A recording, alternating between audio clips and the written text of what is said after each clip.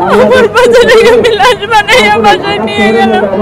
আমার সোনা পাখিটাকে আমি হাতে ধরে না স্কুলে দিয়ে গেছি। তারপরে তো আমার সোনা পাখিরে আর ধরতে পারলাম না, ছুঁতে পারলাম না। আমার বুকের মানিকটা রে, আমার কলিজা। মিস ফোন দিতেছে, এত ফোন দিতেছে আপা কোচিং এ দেন, না দিয়ে পারি না, দিতেই হলো। বাচ্চাকে দিয়ে আমার বাচ্চাটাকে আমি লাশ বানিয়ে বাসায় নিয়ে গেলাম। আমার কলিজাকে আর ধরতে পারি না, আমি ধরার মতো কোনো জায়গা ছিল না।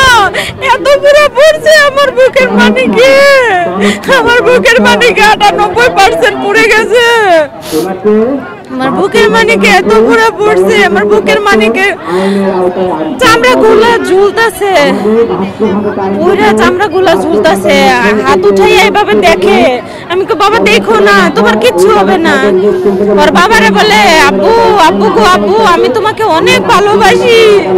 আমার ছেলে বলবো আমাদের আম্মা আমার চিকিৎসা করো, তা না বলে বলে বাবা আব্বু গো আব্বু, আমি তোমাকে অনেক ভালোবাসি। আমার ছেলে এত পুরো পড়ছে, স্কুল থেকে কোনো গাড়ি দেয় না যে বাচ্চাদের একটু হসপিটাল পর্যন্ত নিয়ে যাবে। আগুনটা লাগে। আমি সকালবেলা স্কুলে দিয়ে গেছি, আমি 1:15টার সময় খবর পাইছি যে বিমান বিধ্বস্ত হয়েছে। আমি শুনছি যে আমার ছেলে পুরোটা শরীর পুড়ে গেছে। আমি দৌড়িয়ে বাংলাদেশ মেডিকেল গেছি, যাইয়া দেখি আমার ছেলে এত পুরো পড়ছে। আমার ছেলেরা এখান থেকে সেনাবাহিনীর লোকে বের করছে।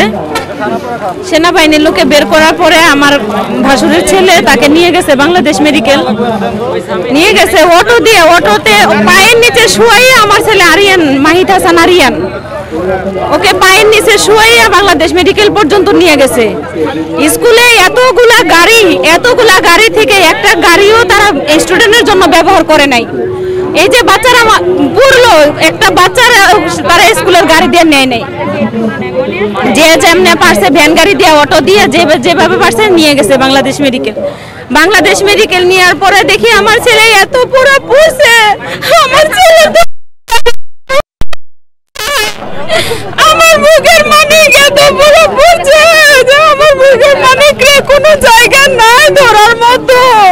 আমার বেলের চামড়া গুলো, হাতের চামড়া, পায়ের চামড়া গুলো ঝুলতাছে।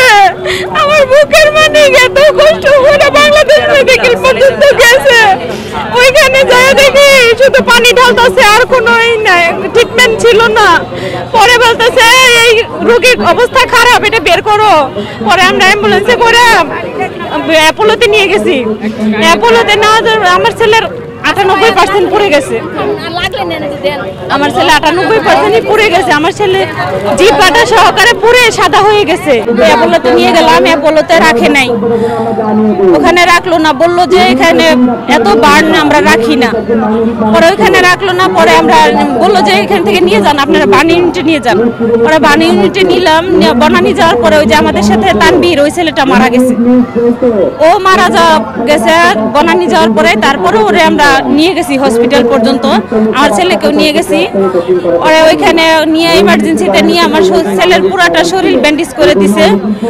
দেওয়ার পরে আমার ছেলের অক্সিজেন দিয়ে এসডি রুমে দিছে। এসডি রুমে দিয়ে সবার সাথে কথা বলছে। আমার ছেলে বলছে আম্মু তুমি কান্না করো না। আমার ছেলের এত পুরো শরীর নিয়ে আমার ছেলে আমার সান্ত্বনা দিয়ে যায়, যে আম্মু তুমি কান্না করো না। আমার সোনা পাখি,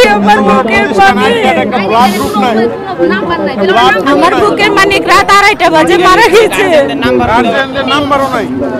এত বড় একটা প্রতিষ্ঠানের মধ্যে যে আইডি কার্ডটা করছে, এই আইডি কার্ডের মধ্যে কোনো কারো নাম্বার নাই।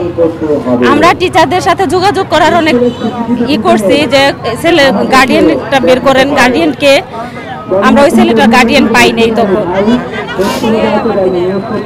আমার ছেলে রাত 2:30 বাজে মারা গেছে।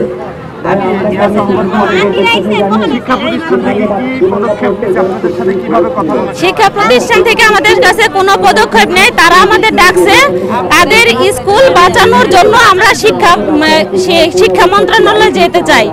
এইটা তারা কাগজে লেখা, ওইটার মধ্যে সিগনেচার করে আমাদের শিক্ষা মন্ত্রণালয়ে নিতে চায়। তাদের স্কুল বাঁচানোর জন্য আমরা কেন যাব? তারা রানওয়েতে স্কুল করছে, রানওয়েতে স্কুল করে এভাবে একটার পর একটা বিমান যাইতেছে, একটার পর একটা বিমান যাইতেছে।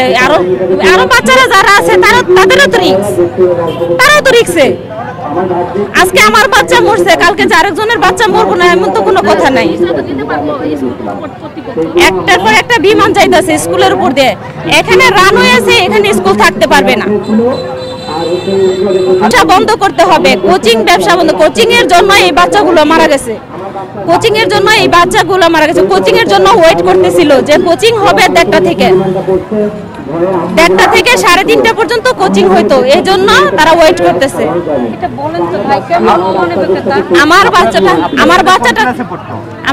আমার ছেলের নাম মাহিদ হাসান আরিয়ান, ও ক্লাস 4-এ পড়ে, ও দোয়েল সেকশনে ছিল।